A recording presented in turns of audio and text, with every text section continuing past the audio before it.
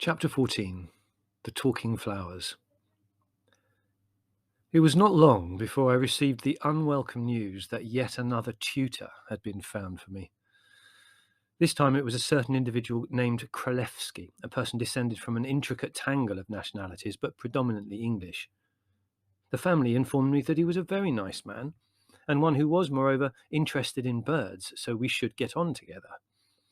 I was not, however, the least impressed by this last bit of information. I had met a number of people who had professed to be interested in birds, and who had in fact turned out, after careful questioning, to be charlatans who did not know what a hoopoo looked like, or could not tell the difference between a black redstart and an ordinary one.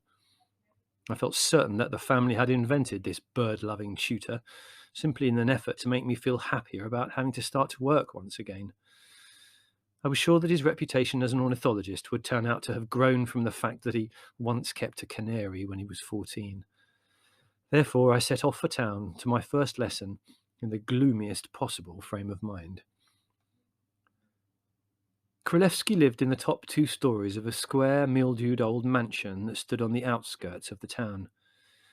I climbed the wide staircase and, with disdainful bravado, rapped a sharp tattoo on the knocker that decorated the front door. I waited, glowering to myself, and digging the heel of my shoe into the wine-red carpet with considerable violence. Presently, just as I was about to knock again, there came the soft pad of footsteps, and the front door was flung wide to reveal my new tutor. I decided immediately that Kralefsky was not a human being at all, but a gnome who had disguised himself as one by donning an antiquated but very dapper suit. He had a large egg-shaped head with flattened sides that were tilted back against a smoothly rounded hump back. This gave him the curious appearance of being permanently in the middle of shrugging his shoulders and peering up into the sky.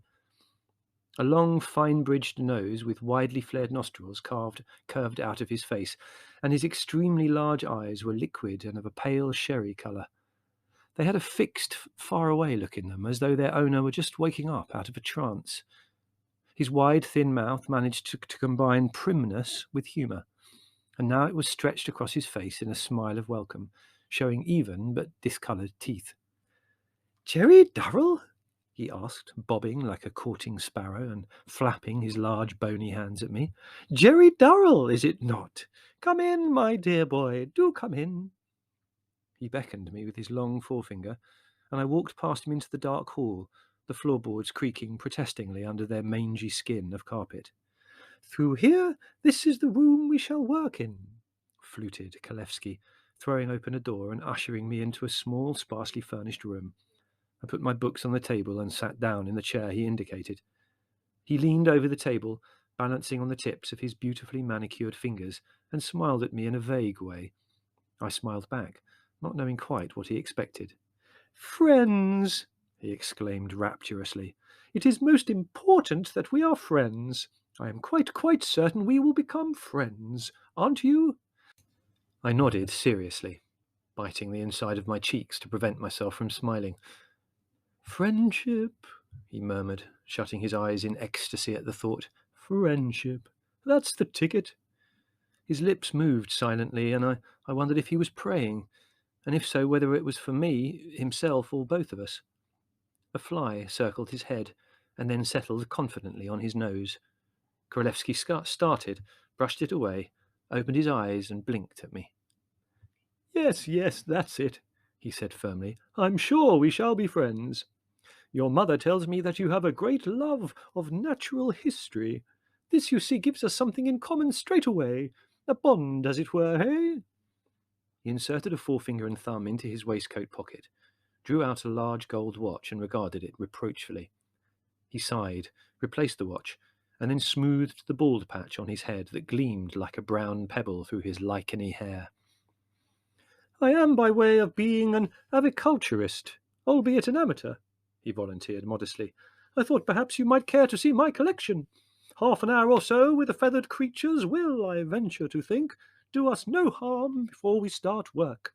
Besides, I was a little late this morning, and one or two of them need fresh water."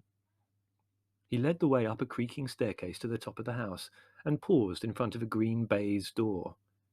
He produced an immense bunch of keys that jangled musically as he searched for the right one. He inserted it, twisted it round, and drew open the heavy door. A dazzle of sunlight poured out of the room, blinding me, and with it came a deafening chorus of birdsong. It was as though Kralefsky had opened the gates of paradise in the grubby corridor at the top of his house. The attic was vast, stretching away across almost the whole top of the house. It was uncarpeted, and the only piece of furniture was a large deal table in the centre of the room, but the walls were linked from floor to ceiling with row upon row of big, airy cages containing dozens of fluttering, chirruping birds. The floor of the room was covered with a fine layer of bird seed, so that as you walked, your feet scrunched pleasantly as though you were on a shingle beach. Fascinated by this mass of birds, I edged slowly round the room, pausing to gaze into each cage, while Kralefsky, who appeared to have forgotten my existence, seized a large watering can from the table and danced nimbly from cage to cage, filling water pots. My first impression, that the birds were all canaries, was quite wrong. To my delight, I found that there were goldfinches painted like clowns in vivid scarlet, yellow, and black, greenfinches as yellow and green as lemon leaves in midsummer, linnets in their neat chocolate and white tweed suiting, bullfinches with bulging rose-pink breasts, and a host of other birds. In one corner of the room, I found small French windows that led me out onto a balcony. At each end, a large aviary had been built, and in one lived a cock blackbird, black and velvety, with a flaunting banana yellow beak, while in the other aviary opposite was a thrush-like bird, which was clad in the most gorgeous blue feathering, a celestial combination of shades from navy to opal. "Rock thrush," announced Kralefsky, poking his head round the door suddenly and pointing at this beautiful bird. "I had it sent over as a nestling last year from Albania, you know. Unfortunately, I have not as yet been able to obtain a lady for him." He waved the watering can amiably at the thrush and disappeared inside again. The thrush regarded me with a roguish eye, fluffed his breast out, and gave a series of little clucks that sounded like a amused chuckle. Having gazed long and greedily at him, I went back into the attic, where I found Kralefsky still filling water pots. "I wonder if you would care to assist?" he asked, staring at me with his vacant eyes, the can drooping in his hand so that a fine stream of water dribbled onto the highly polished toe of one shoe.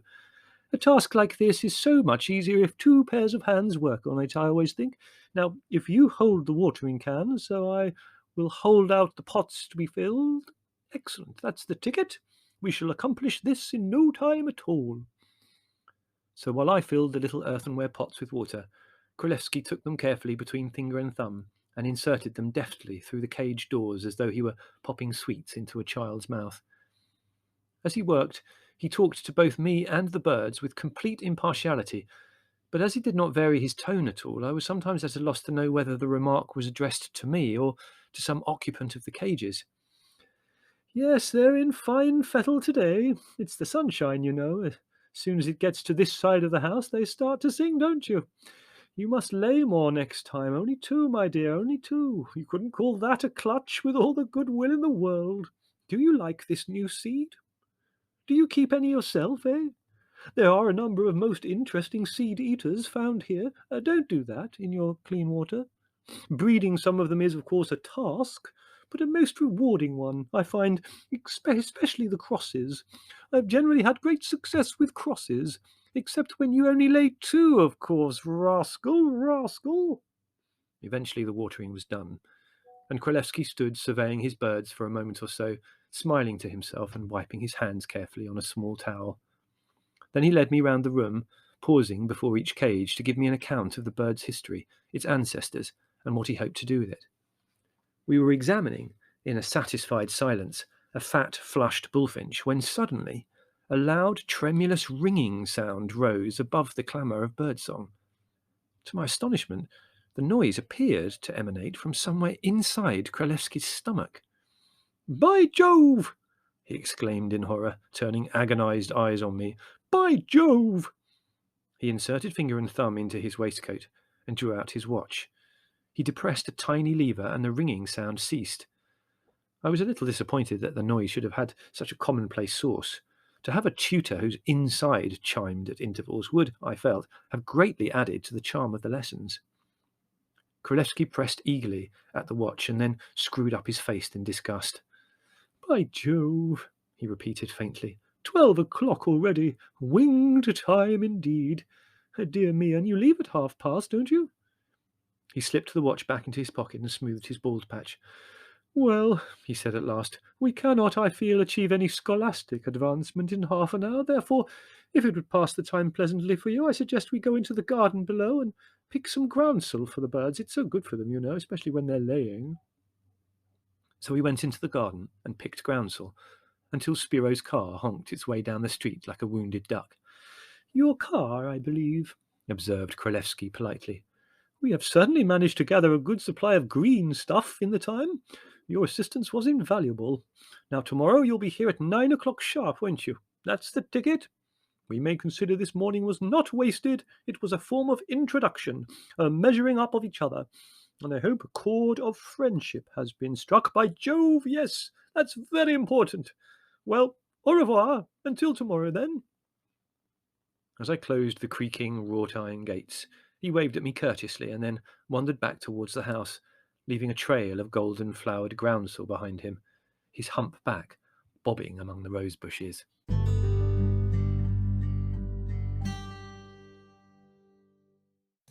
When I got home, the family asked me how I liked my new tutor. Without going into details, I said that I found him very nice, that I'm sure we would become firm friends. To the query as to what we had studied during our first morning, I replied, with a certain amount of honesty, that the morning had been devoted to ornithology and botany. The family seemed satisfied. But I soon found out that Mr Kralefsky was a stickler for work, and he had made up his mind to educate me in spite of any ideas I might have had on the subject. The lessons were boring to a degree, for he employed a method of teaching that must have been in fashion about the middle of the 18th century. History was served in great, indigestible chunks, and the dates were learned by heart. We would sit and repeat them in a monotonous sing-song chorus until they became like some incantation that we chanted automatically, our minds busy with other things. For geography, I was confined, to my annoyance, to the British Isles, and innumerable maps had to be traced and filled in with the bevies of counties and the county towns. Then the counties and the towns had to be learned by heart, together with the names of the important rivers, the main produce of places, the populations, and much other dreary and completely useless information. "Somerset," he would trill, pointing at me accusingly. I would frown in a desperate attempt to remember something about that county. Kralevsky's eyes would grow large with anxiety as he watched my mental struggle. "Well," he would say at length, when it became obvious that my knowledge of Somerset was non-existent, "well, let us leave Somerset and try Warwickshire. Now then, Warwickshire. County town? Warwick, that's the ticket. Now what do they produce in Warwick, eh?" As far as I was concerned, they did not produce anything in Warwick, but I would hazard a wild guess at coal. I had discovered that if one went on naming a product relentlessly, regardless of the county or town under discussion, sooner or later you would find the answer to be correct. Kralevsky's anguish at my mistakes was very real. The day I informed him that Essex produced stainless steel, there were tears in his eyes. But these long periods of depression were more than made up for by the extreme pleasure and delight when, by some strange chance, I answered a question correctly. Once a week, we tortured ourselves by devoting a morning to French. Kralevsky spoke French beautifully, and to hear me massacring the language was almost more than he could bear. He very soon found that it was quite useless to try to teach me from the normal textbooks, so these were set aside in favour of a 3-volume set of bird books. But even with these it was uphill going. Occasionally, when we were reading the descriptions of the robin's plumage for the 20th time, a look of grim determination would settle on Kralevsky's face. He would slam the book shut, rush out into the hall, to reappear a minute later wearing a jaunty Panama. "I think it would freshen us up a little, blow the cobwebs away, if we went for a short walk," he would announce, giving a distasteful glance at Les Petits Oiseaux d'Europe. "I think we will make our way through town and come back along the esplanade, eh? Excellent. Now we must not waste time, must we?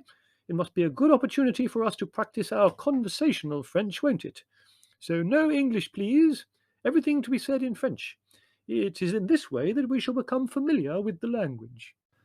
So, in almost complete silence, we would wend our way through the town. The beauty of these walks was that no matter which direction we set out in, we invariably found ourselves, somehow or other, in the bird market. We were rather like Alice in the Looking-Glass Garden. No matter how determinedly we strode off in the opposite direction, in no time at all we found ourselves in the little square, where the stalls were piled high with wicker cages, and the air rang with the song of birds. Here French would be forgotten. It would fade away into the limbo to join algebra, geometry, history dates, county towns, and similar subjects. Our eyes sparkling, our faces flushed, we would move from stall to stall, examining the birds carefully and bargaining fiercely with the vendors, and gradually our arms would become laden with cages. Then we would be brought suddenly back to earth by the watch in Kralefsky's waistcoat pocket chiming daintily, and he would almost drop his tottering burden of cages in his efforts to extract the watch and stop it. "By Jove, 12 o'clock! Who would have thought it, eh? Just hold this linnet for me, will you, while I stop the watch? Thank you. We will have to be quick, eh? I doubt whether we can make it on foot, laden as we are. Dear me, I think we'd better have a cab. An extravagance, of course, but needs must where the devil drives, eh?" So we would hurry across the square, pile our twittering, fluttering purchases into a cab, and be driven back to Kralefsky's house, the jingle of the harness and the thud of hooves mingling pleasantly with the cries of our bird cargo. I had worked for some weeks with Kralefsky before I discovered that he did not live alone. At intervals during the morning, he would pause suddenly in the middle of a sum or a recitation of county towns and cock his head on one side as if listening. "Excuse me a moment," he would say. "I must go and see Mother." At first this rather puzzled me, for I was convinced that Kralefsky was far too old to have a mother still living. After considerable thought, I came to the conclusion that this was merely his polite way of saying that he wished to retire to the lavatory, for I realized that not everyone shared my family's lack of embarrassment when discussing this topic. It never occurred to me that, if this was so, Kralefsky closeted himself more often than any other human being I had met. One morning, I had consumed for breakfast a large quantity of loquats, and they had distressing effects on me when we were in the middle of a history lesson. Since Kralefsky was so finicky about the subject of lavatories, I decided that I would have to phrase my request politely, so I thought it best to adopt his own curious term. I looked him firmly in the eye and said that I would like to pay a visit to his mother. "My mother?" he repeated in astonishment. "Visit my mother? Now?" I could not see what the fuss was about, so I merely nodded. "Well," he said doubtfully, "I'm sure she'll be delighted to see you, of course, but I'd better just go and see if it's convenient." He left the room, still looking a trifle puzzled, and returned after a few minutes. "Mother would be delighted to see you," he announced, "but she says will you please excuse her being a little untidy." I thought it was carrying politeness to an extreme to talk about the lavatory as if it were a human being, but since Kralefsky was obviously a bit eccentric on the subject, I felt I had better humour him. I said I did not mind a bit if his mother was in a mess, as ours frequently was as well. "Ah, yes, I expect so," he murmured, giving me a rather startled glance. He led me down the corridor, opened a door, and, to my complete surprise, ushered me into a large, shadowy bedroom. The room was a forest of flowers. Vases, bowls, and pots were perched everywhere, and each contained a mass of beautiful blooms that shone in the gloom like walls of jewels in a green-shadowed cave. At one end of the room was an enormous bed, and in it, propped up on a heap of pillows, lay a tiny figure, not much bigger than a child. She must have been very old, I decided as we drew nearer, for her fine, delicate features were covered with a network of wrinkles that grooved a skin as soft and velvety looking as a baby mushroom's. But the astonishing thing about her was her hair. It fell over her shoulders in a thick cascade and then spread halfway down the bed. It was the richest and most beautiful auburn colour imaginable, glinting and shining as though on fire, making me think of autumn leaves and the brilliant winter coat of a fox. "Mother dear," Kralefsky called softly, bobbing across the room and seating himself on a chair by the bed. "Mother dear, here's Gerry come to see you." The minute figure on the bed lifted thin, pale lids and looked at me with great tawny eyes that were as bright and intelligent as a bird's. She lifted a slender, beautifully shaped hand, weighed down with rings from the depths of the auburn tresses, and held it out to me, smiling mischievously. "I am so very flattered that you asked to see me," she said in a soft, husky voice. "So many people nowadays consider a person of my age a bore." Embarrassed, I muttered something, and the bright eyes looked at me, twinkling, and she gave a fluting blackbird laugh and patted the bed with her hand. "Do sit down," she invited. "Do sit down and talk for a minute." Gingerly, I picked up the mass of auburn hair and moved it to one side so that I could sit on the bed. The hair was soft, silky, and heavy, like a flame-coloured wave swishing through my fingers. Mrs. Kralefsky smiled at me and lifted a strand of it in her fingers, twisting it gently so that it sparkled. "My one remaining vanity," she said. "All that is left of my beauty." She gazed down at the flood of hair as though it were a pet or some other creature that had nothing to do with her, and patted it affectionately. "It's strange," she said, "very strange. I have a theory, you know, that some beautiful things fall in love with themselves, as Narcissus did. When they do that, they need no help in order to live. They become so absorbed in their own beauty that they live for that alone, feeding on themselves, as it were. Thus, the more beautiful they become, the stronger they become, and they live in a circle. That's what my hair has done. It is self-sufficient. It grows only for itself, and the fact that my old body has fallen to ruin does not affect it a bit. When I die, they will be able to pack my coffin deep with it, and it will probably go on growing after my body is dust." "Oh, now, Mother, you shouldn't talk like that," Kralefsky chided her gently. "I don't like these morbid thoughts of yours." She turned her head and regarded him affectionately, chuckling softly. "But it's not morbid, John. It's only a theory I have," she explained. "Besides, think what a beautiful shroud it will make."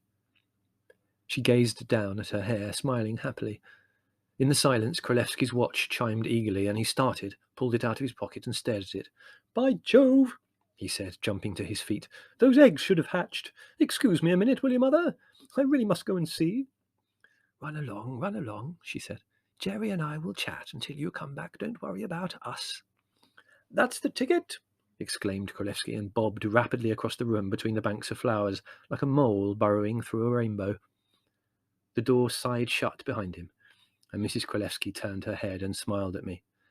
"They say," she announced, "they say that when you get old, as I am, your body slows down. I don't believe it. No, I think that is quite wrong. I have a theory that you do not slow down at all, but that life slows down for you. You understand me? Everything becomes languid, as it were, and so you can notice so much more when things are in slow motion. The things you see, extraordinary things that happen all around you that you never even suspected before. It is really a delightful adventure, quite delightful." She sighed with satisfaction and glanced round the room. "Take flowers," she said, pointing at the blooms that filled the room. "Have you heard flowers talking?" Greatly intrigued, I shook my head. The idea of flowers talking was quite new to me. "Well, I can assure you that they do talk," she said. "They hold long conversations with each other. At least I presume them to be conversations, for I don't understand what they're saying naturally. When you're as old as I am, you'll probably be able to hear them as well. That is, if you retain an open mind about such matters. Most people say that as one gets older, one believes nothing and is surprised at nothing, so that one becomes more receptive to ideas. Nonsense. All the old people I know have had their minds locked up like grey, scaly oysters since they were in their teens." She glanced at me sharply. "Do you think I'm queer? Touched, eh? Talking about flowers holding conversations?" Hastily and truthfully, I denied this. I said that I thought it was more than likely that flowers conversed with each other. I pointed out that bats produced minute squeaks which I was able to hear, but which would be inaudible to an elderly person since the sound was too high-pitched. That's it," she exclaimed delightedly. It's a question of wavelength. I put it all down to this slowing up process. Another thing you don't notice when you're young is that flowers have personality. They are different from each other just as people are. Look, I'll show you. Do you see that rose over there in the bowl by itself? On a small table in the corner, enshrined in a small silver bowl, was a magnificent velvety rose, so deep a garnet red that it was almost black. It was a gorgeous flower, the petals curled to perfection, the bloom on them as soft and unblemished as the down on a newly hatched butterfly's wing. "Isn't he a beauty?" inquired Mrs. Kralefsky. "Isn't he wonderful? Now, I've had him 2 weeks. You'd hardly believe it, would you? And he was not a bud when he came. No, no, he was fully open. But do you know, he was so sick that I did not think he would live. The person who plucked him was careless enough to put him in with a bunch of Michaelmas daisies. Fatal, absolutely fatal. You have no idea how cruel the daisy family is on the whole. They are very rough and ready sort of flowers, very down to earth, and of course to put such an aristocrat as a rose amongst them is just asking for trouble. By the time he got here, he had drooped and faded to such an extent that I did not even notice him among the daisies. But luckily I heard them at it. I was dozing here when they started. Particularly, it seemed to me, the yellow ones, who always seem so belligerent. Well, of course I didn't know what they were saying, but it sounded horrible. I couldn't think who they were talking to at first. I thought they were quarrelling among themselves. Then I got out of bed to have a look, and I found the poor Rose crushed in the middle of them, being harried to death. I got him out and put him in by himself and gave him half an aspirin. Aspirin's so good for roses. Drachma pieces for the chrysanthemums, aspirin for roses, brandy for sweet peas, and a squeeze of lemon juice for the fleshy flowers like begonias. Well, removed from the company of the daisies and given that pick-me-up, he revived in no time, and he seems so grateful. He's obviously making an effort to remain beautiful for as long as possible in order to thank me." She gazed at the rose affectionately as it glowed in its silver bowl. "Yes, there's a lot I've learned about flowers. They're just like people. Put too many together and they get on each other's nerves and start to wilt. Mix some kinds and you get what appears to be a dreadful form of class distinction. And of course the water is so important. Do you know that some people think it's kind to change the water every day? Dreadful. You can hear the flowers dying if you do that. I change the water once a week, put a handful of earth in it, and they thrive." The door opened, and Kralefsky came bobbing in, smiling triumphantly. "They've all hatched," he announced. "All 4 of them. I'm so glad. I was quite worried, as it's her first clutch." "Oh, good, good, dear. I'm so glad," said Mrs. Kralefsky delightedly. "That is nice for you. Well, Gerry and I have been having a most interesting conversation. At least, I found it interesting anyway." Getting to my feet, I said that I had found it most interesting as well. "You must come and see me again if it would not bore you," she said. "You will find my ideas a little eccentric, I think, but they are worth listening to." She smiled up at me, lying on the bed under her great cloak of hair, and lifted a hand in a courteous gesture of dismissal. I followed Kralefsky across the room, and at the door I looked back and smiled. She was lying quite still, submissive under the weight of her hair. She lifted her hand again and waved. It seemed to me, in the gloom, that the flowers had moved closer to her, had crowded eagerly about her bed, as though waiting for her to tell them something. A ravaged old queen, lying in state, surrounded by her whispering court of flowers.